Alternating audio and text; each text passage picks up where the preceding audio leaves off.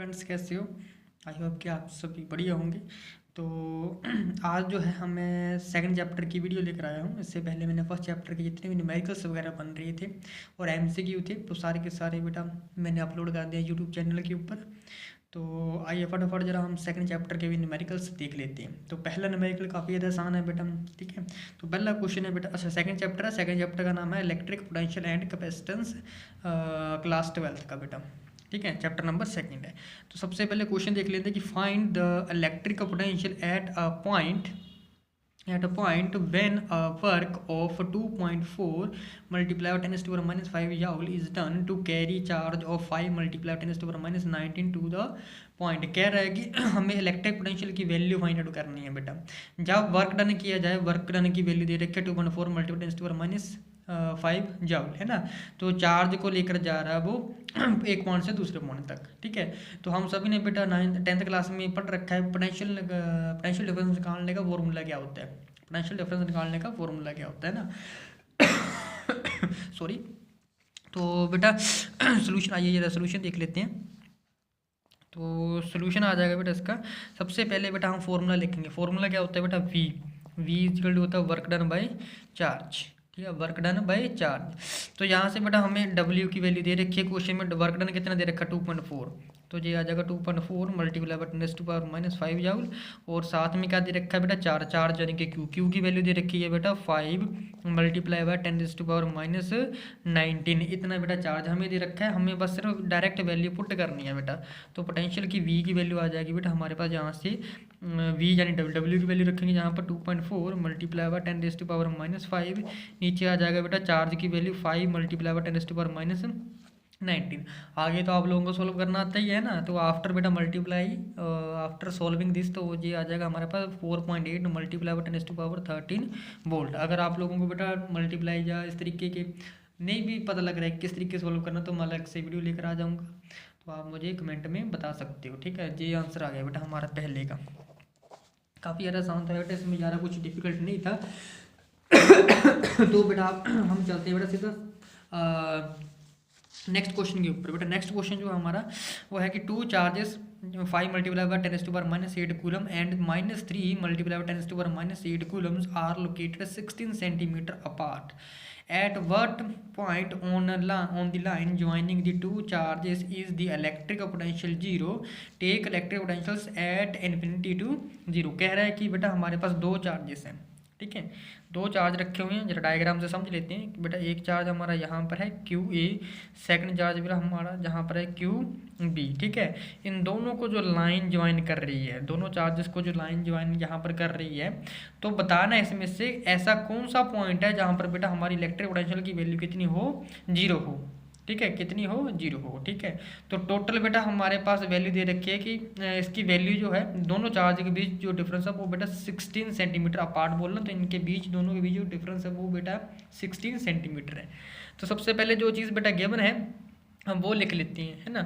तो सबसे पहले मान लेते हैं कि जो पोटेंशियल है वो 0 होगा जहाँ कहीं, इसमें एक पॉइंट लेते हैं ओ, जहाँ पर हमारा बेटा इलेक्ट्रिक पोटेंशियल होगी उसकी वैल्यू हमारी 0 होगी, ठीक है। तो सोल्यूशन में सबसे पहले कंसिडर कर लेते हैं, let us take O point at which electric potential is 0। कितनी होगी? 0 होगी। इलेक्ट्रिक पोटेंशियल की वैल्यू बेटा 0 होगी, वो पॉइंट हम यहाँ से टेक कर लेते हैं, ठीक है। तो देन हमारे पास क्या आ जाएगा कि जो पोटेंशियल होगा बेटा ए के ऊपर, ठीक है, और पोटेंशियल जो होगा बी के ऊपर, इन दोनों को ऐड करके हम बेटा 0 के बराबर कर लेते हैं, ठीक है। दोनों को ऐड करके 0 के बराबर कर लेते हैं हम, ठीक है। तो बेटा हमें यहाँ पर डिस्टेंस दे रखा है, कितना दे रखा है? यहाँ से लेकर यहाँ तक वो दे रखा है बेटा 16 सेंटीमीटर। अगर बेटा मीटर में कन्वर्ट करना है, मीटर में कन्वर्ट करना तो आता ही होगा ना, तो अब 0.16 मीटर आ जाएगा क्योंकि हमें मीटर में रखनी है वैल्यू, ठीक है, ओके। तो बेटा electric potential due to charge q b. अब हमें इस एक ओ के ऊपर सबसे पहले ए के कारण क्या इफेक्ट पड़ रहा है और बी के कारण ओ के ऊपर क्या इफेक्ट पड़ रहा है बेटा, ये वैल्यूज हम 1 बाय 1 करके निकाल लेंगे। तो उन दोनों वैल्यू को बेटा यहाँ पर पुट कर देंगे बी ए प्लस बी के ऊपर, है ना। तो सबसे पहले पोटेंशियल एट पॉइंट ए के ऊपर, पोटेंशियल एट पॉइंट ए यानी कि क्यू ए के ऊपर कितना पोटेंशियल होता है वो वैल्यू लिख लेंगे, ठीक है। तो ये वैल्यू लिख लेंगे, है ना। तो क्या आ जाएगा बेटा, सबसे पहले हम यहाँ पर लिख लेंगे कि जो electric potential due to charge q b, ठीक है, इलेक्ट्रिक पोटेंशियल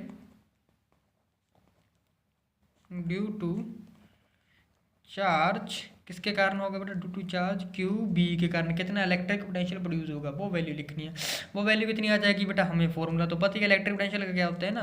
तो क्यू बी के कारण कितना प्रोड्यूस हो रहा है वो हमारे पास आ जाएगा 9 multiply by 10⁻⁹ electric potential Q A के ऊपर। अच्छा बेटा क्यू ए से लेकर बी तक जिस सेंटर में वैल्यू है, लेट से ये डिस्टेंस बेटा हमारा कितना है, एक्स है। अगर ये बेटा डिस्टेंस हमारा x होता है तो यहाँ से लेकर यहाँ तक वो डिस्टेंस कितना, टोटल हमारा अगर 16 है और यहाँ से लेकर यहाँ तक डिस्टेंस हमारा x है, तो ये वाला डिस्टेंस कितना हो जाएगा, तो टोटल में से बेटा हम क्या करेंगे x माइनस कर देंगे, या फिर 0.16 मीटर माइनस x, ठीक है। तो 9 मल्टीप्लाई 10⁻⁹ बेटा 9 आ गया, ये 9 है, ये है बेटा 9, ठीक है। पोटेंशियल का फॉर्मूला तो आता ही होगा ना, क्या फॉर्मूला ना, फॉर्मूले के अकॉर्डिंग हमने वैल्यू की हुई है, ठीक है। उसके बाद आ जाएगा क्यू ए के ऊपर चार्ज कितना डिवाइडेड बाय डिस्टेंस, यानी कि ए के कारण है ना, बी के ऊपर क्या डिस्टेंस है, तो ये डिस्टेंस एक्स आ गया। इसमें हम जोड़ देंगे सेकंड वाले का, है ना, 9 मल्टीप्लाई बाय 10⁻⁹, ठीक है। कितना आ जाएगा बेटा, ये आ जाएगा क्यू बी, नीचे क्यू बी का डिस्टेंस कितना है बेटा, ये है 0.6 मीटर में वैल्यू लेंगे हम, है ना। तो 0.16 माइनस एक्स, ठीक है, किसके बराबर कर देना है बेटा, ये 0। अब क्यू ए और क्यू बी की वैल्यू हम यहाँ पर क्या कर देंगे बेटा, पुट कर देंगे। तो क्या वैल्यू आ जाएगी after putting the value q a and q b, तो 9 मल्टीप्लाई बाय 10⁻⁹, ये अंदर ब्रैकेट में देखो 9 मल्टीप्लाई 10⁻⁹, 9 मल्टीप्लाई 10⁻⁹, दोनों टर्म्स में बेटा ये वैल्यू कॉमन है, तो ये हम अलग लेके के अंदर लिख लेते हैं क्यू ए की वैल्यू हमें क्वेश्चन में गिवन दे रखी है 5 मल्टीप्लाई बाय 10⁻⁻8, नीचे एक्स का डिस्टेंस तो एक्स ही है, ऐसे ही रह जाएगा, प्लस ऊपर वाली वैल्यू -3 मल्टीप्लाई बाय 10⁻⁻8, ये बेटा क्यू बी की वैल्यू है जो क्वेश्चन में गिवन दे रखी है, ये वाली क्यू ए की वैल्यू ये है। डिवाइड कर देंगे, डिस्टेंस नीचे लिखा हुआ है 0.16 माइनस बेटा ये आ जाएगा x, ठीक है, ब्रैकेट की बंद इज इक्वल टू आ गया 0 के बराबर, ठीक है। अब बेटा क्या करना, ब्रैकेट जब ओपन करोगे तो ये प्लस माइनस का क्या हो जाता है बेटा, माइनस हो जाएगी, यानी कि ये वाली सारी वैल्यू माइनस हो जाएगी। हम बेटा करेंगे क्या, ये सारी माइनस वाली वैल्यू यहाँ से उठा करके 0 के इस साइड लेंगे, इधर ये नेगेटिव के इस साइड जाके ये पॉजिटिव में वैल्यू हो जाएगी, है ना। तो हमारे पास क्या बनेगा, अच्छा 9 मल्टीप्लाई 10⁻⁹ दोनों के साथ मल्टीप्लाई में, ये बात थोड़ा खास ध्यान रखने वाली है जहाँ पर, ठीक है। तो यहाँ से ये आ जाएगा 9 मल्टीप्लाई बाय 10⁻⁹ मल्टीप्लाई इसके साथ है 5 मल्टीप्लाई बाय 10⁻⁻8, नीचे बेटा डिस्टेंस है x, ठीक है जी। 9 इसके साथ मल्टीप्लाई करके लिख दिया, 9 इसके साथ ही मल्टीप्लाई करके लिखना, और प्लस माइनस का माइनस, इधर सारी वैल्यू बेटा माइनस से साइड जाके जो पॉजिटिव हो जाएगी, क्यों, क्योंकि दोनों इक्वल टू में है, इक्वल टू ये आ जाएगा बेटा 9 multiply by 10⁻⁹ multiply by 3 multiply bye 10⁻⁻8, नीचे आ जाएगा बेटा 0.16 माइनस एक्स, ठीक है। अब देख रहे हो 9 मल्टीप्लाई 10⁻⁹, 9 मल्टीप्लाई 10⁻⁹ दोनों में है, ये चल जाएगी बेटा, कट हो जाएगी वैल्यू, ठीक है। अब इन दोनों को क्या कर देना बेटा, क्रॉस मल्टीप्लाई, तो क्रॉस मल्टीप्लाई करने के बाद वैल्यूज क्या आ जाएगी, तो ये वैल्यू हो जाएगी क्रॉस मल्टीप्लाई। अच्छा दूसरी बात देखोगे ध्यान से 10⁻8 इधर भी है, 10⁻�8 इधर भी है, दोनों साइड वैल्यू कट जाएगी, ठीक है। बचा क्या हमारे पास, ये वैल्यू हमारे पास बची है बेटा 5/x is equal to 3/0.16 minus x. आप इससे सॉल्व करना आते होगे, इन दोनों को क्या कर दोगे बेटा, क्रॉस मल्टीप्लाई, तो ये चला जाएगा बेटा 5 × 0.16 x is equal to 3x के बराबर आ जाएगा, है ना। अब क्या करना है बेटा, मल्टीप्लाई कर, तो ये वैल्यू आ जाएगी हमारे पास 0.8 इज इक्वल टू, ये आ जाएगा दूसरी साइड ले जाएंगे तो वैल्यू आ जाएगी 3x + 5x which is equal to आ जाएगा बेटा 8x के बराबर आ जाएगा, ठीक है। अब x की वैल्यू कितनी आ गई यहाँ पर 0.1, ये आंसर आ गया बेटा, सेंटीमीटर में आ गया जी, ठीक है, इस तरीके से निकालेंगे। अच्छा, ये वाली टाइप बेटा इंपॉर्टेंट टाइप है न्यूमेरिकल की, ये ऐसे क्वेश्चन आते हैं बेटा ऐसे इस तरीके के।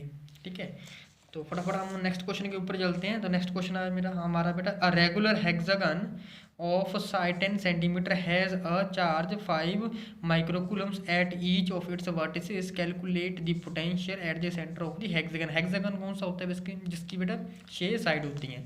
अच्छा, क्या कह रहा है कि बेटा रेगुलर है तो बेटा सारी साइडें इसके बराबर हो गई है ना। तो डायग्राम कुछ इस तरीके से आ जाएगी, डायग्राम बना लेते हैं पहले इसकी इस तरीके से, ऐसे ऐसे और ऐसे ऐसे और जी ऐसे, जी 1 2 3 4 5 6 साइडों वाला बन गया हेक्सागन। इसके बीच बेटा यहाँ पर रखा हुआ है चार्ज। ठीक है, इसके ऊपर क्या वैल्यू होगी है ना।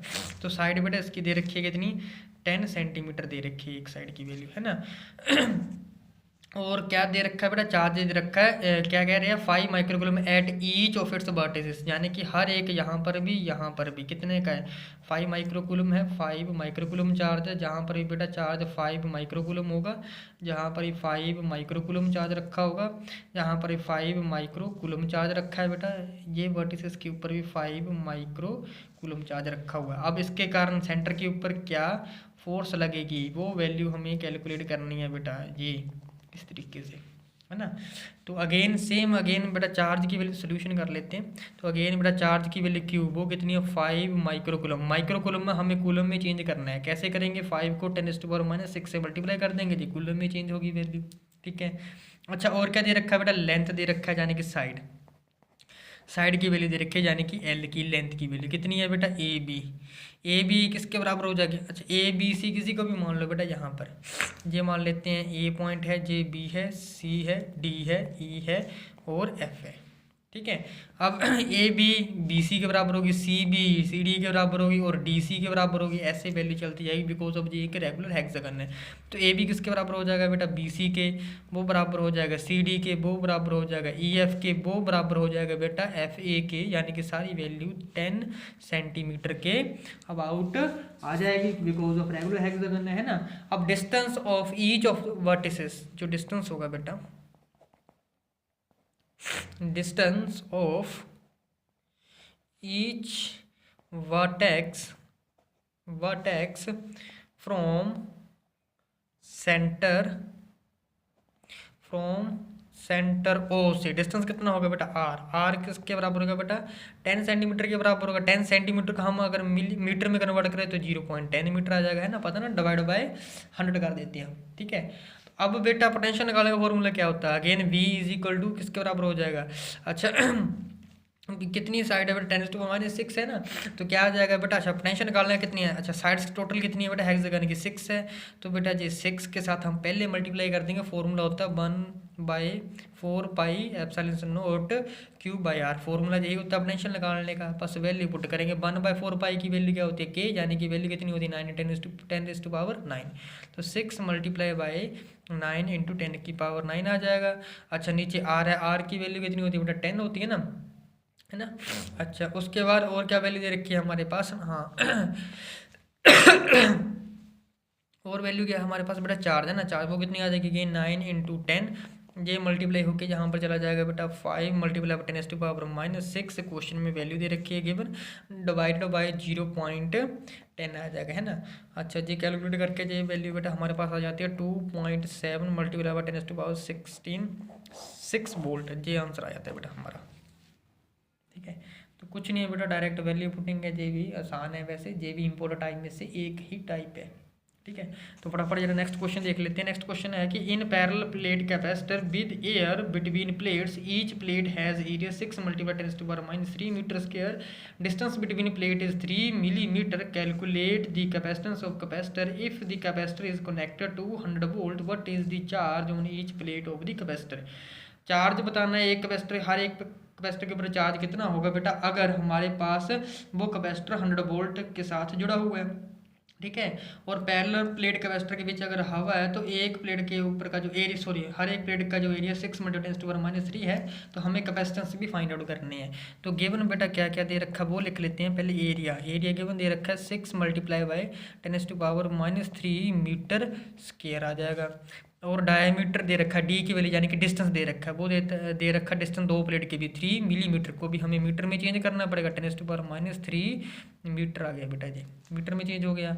उसके बाद वोल्टेज की वैल्यू दे रखी है 100, क्या पता करना है कैपेसिटेंस यानी सी की वैल्यू पता करनी है ना। तो पैरेलल प्लेट कैपेसिटर का फॉर्मूला क्या होता है बेटा कैपेसिटेंस का, एप्सिलॉन एरिया अपॉन कितना डिस्टेंस होता है डी।